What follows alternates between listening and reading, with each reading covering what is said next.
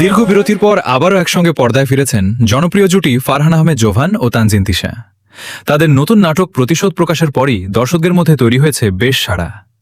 একসময় I hate love story, মাতাল হাওয়া, কি করে বলবো তোকে, কাপল ক্যাম্পাস সহ বেশ কিছু নাটকে একসঙ্গে অভিনয় করে দর্শকদের মন জয় করেছিলেন এই জুটি।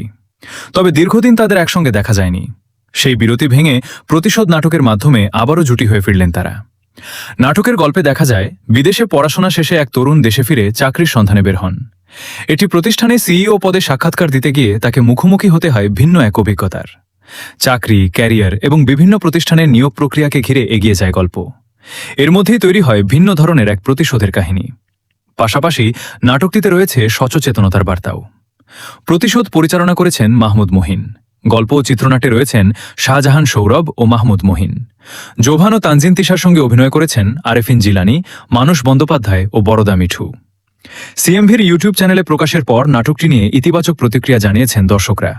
বিশেষ করে জোভান তানজিন তিশার অনস্ক্রিন কেমিস্ট্রি নিয়ে প্রশংসা করেছেন অনেকেই। দর্শকদের প্রত্যাশা, প্রতিশোধের পর আবারও নিয়মিত একসঙ্গে কাজ করবেন এই জনপ্রিয় জুটি।